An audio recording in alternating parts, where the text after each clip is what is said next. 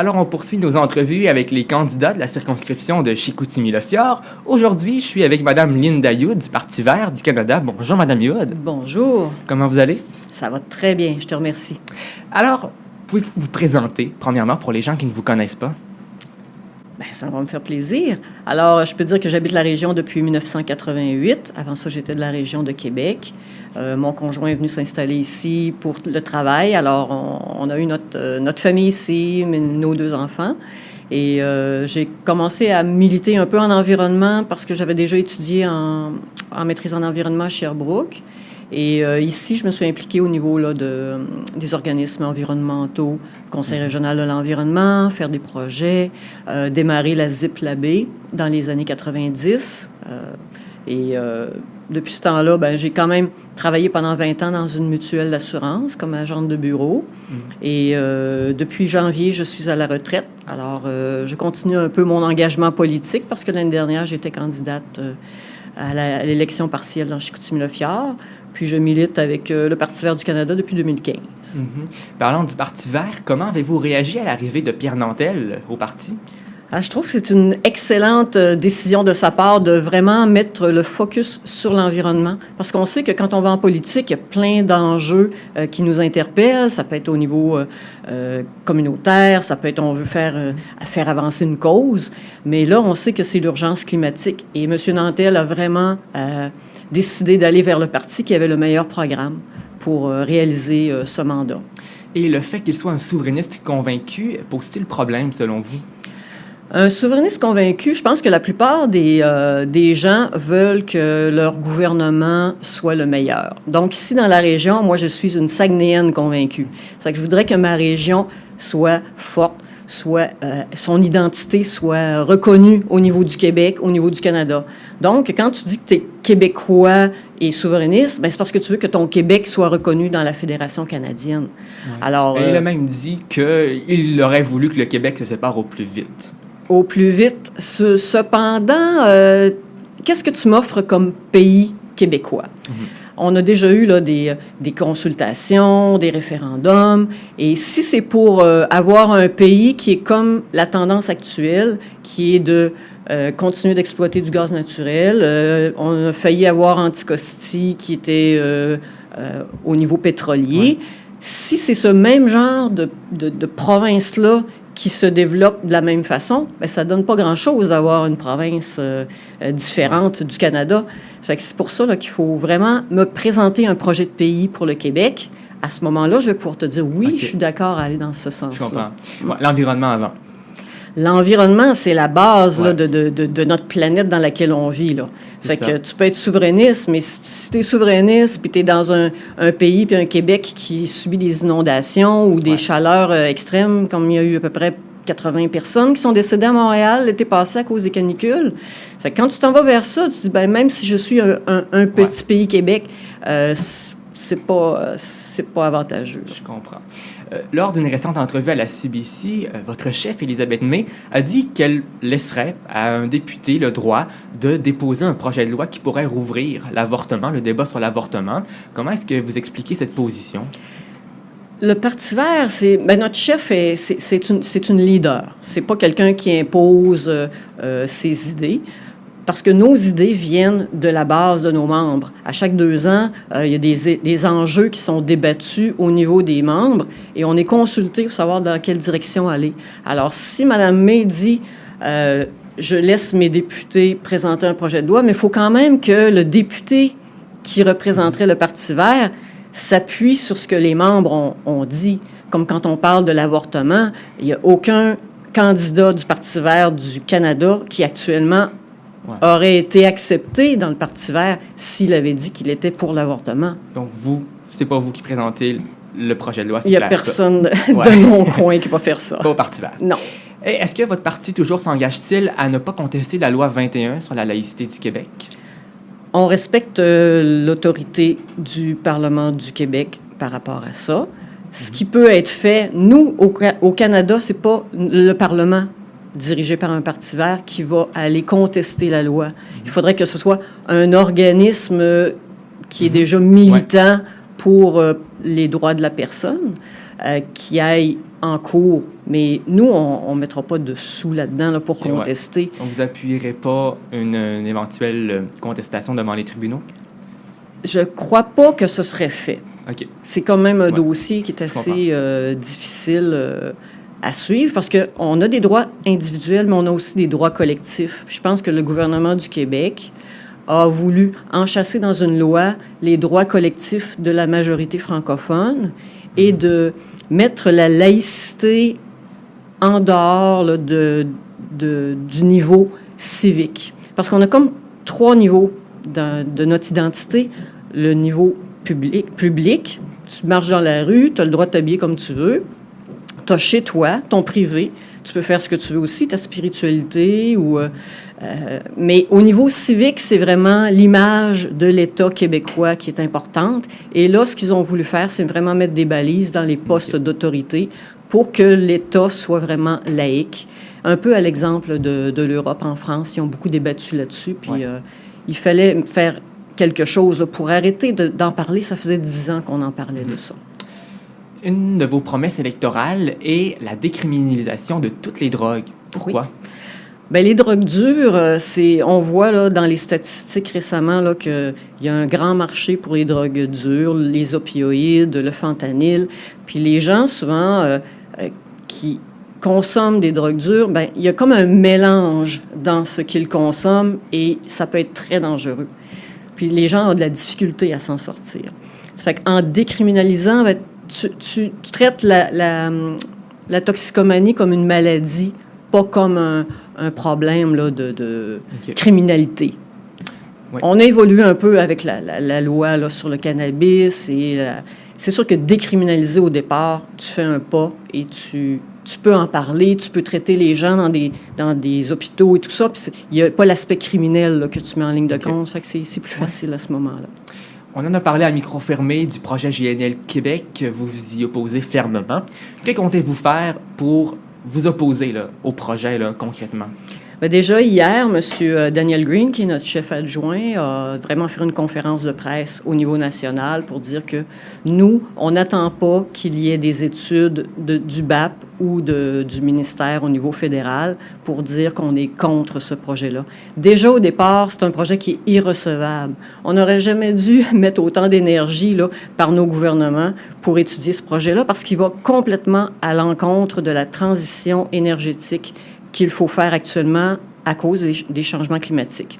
On le sait, le GIEC l'a dit l'automne dernier, il ne nous reste pas beaucoup de temps là, pour agir. Fait que si on fait de l'expansion des sables bitumineux, des gaz de schiste vers l'ouest, vers les marchés, on augmente la production. Puis il ne faut pas aller vers l'augmentation de la production. On sait qu'on ne peut pas fermer le robinet demain matin, mais il faut la stopper et la réduire en attendant que nos énergies renouvelables prennent le dessus. On sait que les automobiles à essence, il faut diminuer ça, faut aller vers des automobiles avec une combustion là, à batterie. Mais aussi, il faut améliorer notre transport en commun, notre transport collectif.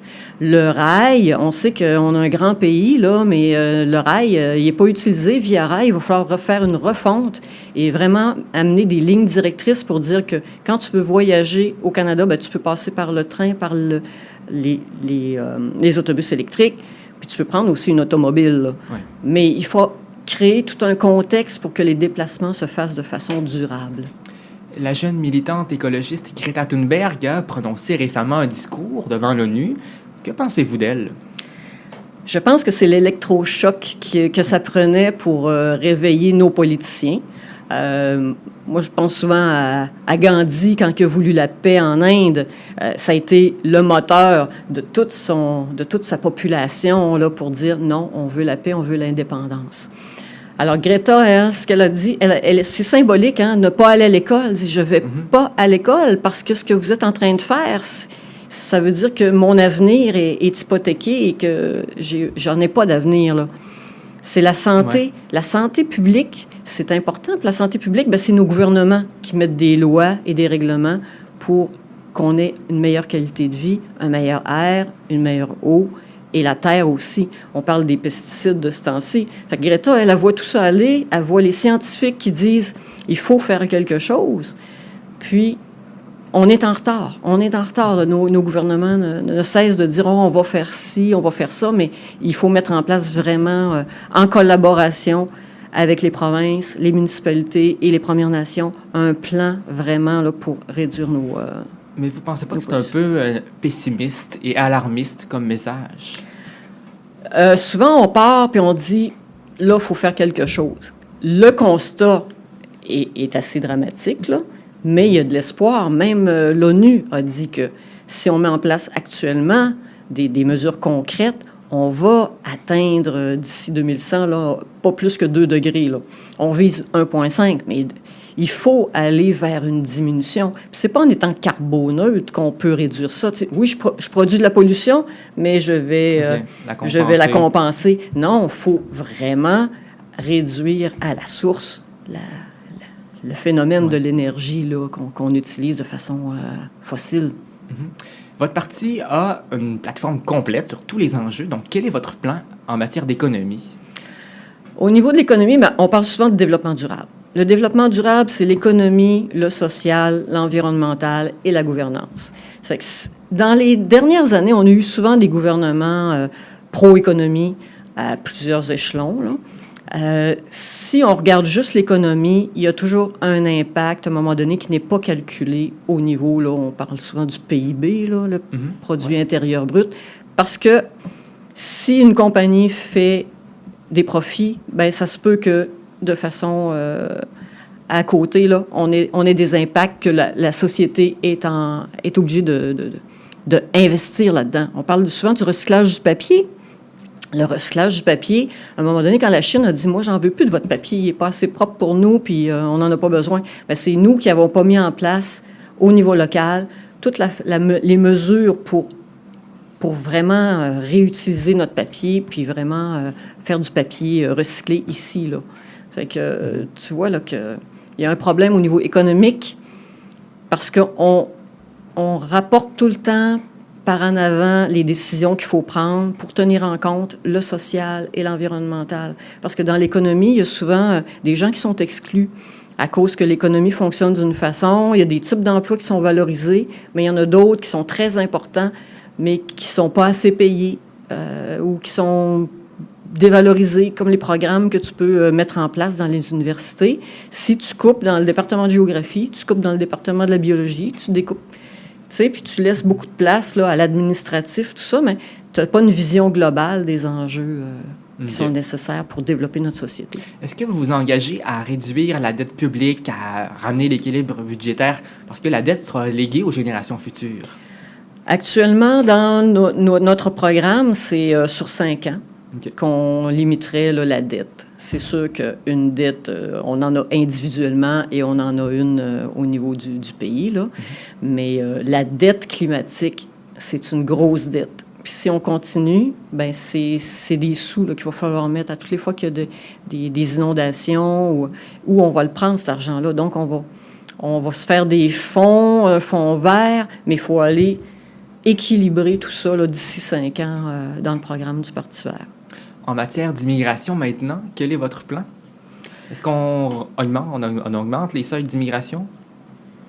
L'immigration, c'est un sujet assez... pour moi, c'est personnel, là, parce que mes grands-parents... mon grand-père est venu d'Angleterre à la fin des années 1800 et ma grand-mère est venue d'Irlande aussi. Et ils se sont connus à Québec. À la fin des années 1800, il y avait des gros problèmes en Europe au niveau... les gens mouraient de faim, là, il y avait des maladies au niveau de la pomme de terre. Fait que les gens ont trouvé que le Canada pouvait les accueillir. Puis, je pense qu'on a perdu la façon de voir les gens qui veulent venir chez nous. Il faut les accepter parce que c'est pas juste des travailleurs. C'est des gens qui... Tu sais, quitter ton pays là, pour aller ailleurs, c'est déjà quelque chose. Là. Quand on parle d'identité, puis c'est nos familles, c'est nos voisins. Ça fait qu'il ne faut pas voir l'immigration comme M. Trump le voit aussi, parce qu'il, lui, dit souvent que les immigrants, c'est des criminels ou des gens qui... mais non, c'est des êtres humains, là, il faut les aider. Puis de plus en plus, on va avoir des réfugiés climatiques, parce qu'il y a des zones sur la planète où il va y avoir des inondations terribles. Au Bangladesh, sont en dessous du niveau de la mer, là. Puis il y a des millions de personnes, là. Ça fait que si on ne règle pas nos problèmes au niveau du climat, bien, il va falloir les accueillir, ces gens-là. C'est pas que je veux pas les accueillir, mais eux autres, je suis sûr qu'ils aimeraient mieux rester dans leur pays. On n'augmente pas les seuils pour le moment? Les seuils, ça, c'est... Moi, je pense que ça peut... ça va dépendre. Tu sais, M. Trudeau en a accepté plusieurs l'année passée qui venaient de la Syrie, des gens, mais il y a des situations critiques où tu n'as pas le choix là, d'accepter des gens. Ça fait que si tu mets un seuil, c'est comme dire on veut pas trop en avoir. Non, moi, je dis il faut être ouvert, puis il faut bien accueillir ces gens-là. Donc, c'est selon les circonstances. Oui. Quel type de relations internationales un gouvernement dirigé par Elisabeth May entretiendrait-il avec des pays comme les États-Unis, notre principal allié, ou aussi avec la Chine? On sait qu'il y a des liens très tendus entre le Canada et la Chine, notamment depuis l'arrestation de Meng Wanzhou. Quel type de relations vous entretiendrez? Je pense qu'il faut aller vers les pays qui ont une vision comme la nôtre, comme Mme May et le Parti vert. C'est tout d'abord les pays qui veulent collaborer à améliorer notre planète et réduire nos problématiques environnementales. C'est avec eux que tu vas t'entendre le mieux. C'est comme quand toi, tu as des amis, puis tu te dis, ben là, on fait telle activité, ben t'en as quelques-uns qui veulent, d'autres qui veulent pas. Ça fait qu'il faut travailler avec les gens qui veulent. Puis, je sais qu'au niveau de la Nouvelle-Zélande, ils ont déjà un mode de scrutin à finalité proportionnelle. Fait que, tu sais, déjà des populations qui ont une vision un peu plus environnementaliste. Fait qu'il faut... Au niveau international, ben, les conflits, je pense que l'ONU a un gros rôle à jouer. OK. Au niveau de la fiscalité aussi, on sait que il y a des compagnies qui sont multimilliardaires comme Facebook, Amazon. Tu sais, ils vont chercher beaucoup de revenus de publicité avec tout le numérique, mais ils n'investissent pas dans les pays dans lesquels ils font des affaires. Fait qu'il faudrait vraiment là, que... Au niveau de l'ONU, il y a vraiment, on en parle à cause du GIEC et des changements climatiques, mais que l'ONU ait un meilleur leadership pour s'assurer de la paix dans le monde aussi. Là, il y a des conflits toujours, puis les conflits souvent sont dus à l'économie, mais aussi il y a des pays ils vont manquer d'eau potable demain. Là, ça fait que ça va créer des conflits de frontières. Il faut vraiment prendre en charge les inégalités et l'injustice. C'est ça qui cause les guerres et les conflits. Tant qu'on ne collaborera pas ensemble, on va avoir de la difficulté. Au Saguenay-Lac-Saint-Jean, maintenant, on l'a vu récemment avec le groupe Capital Média, qui est propriétaire du Quotidien et du Progrès ici. Québec a accordé une aide d'urgence, mais ça reste temporaire. Est-ce que le fédéral, votre gouvernement, serait prêt à investir éventuellement pour atténuer la crise des médias? On a l'exemple, il y a quelques années, il y avait une crise semblable au centre du Canada, au Manitoba, je crois, puis il y avait des journaux qui étaient vraiment en crise.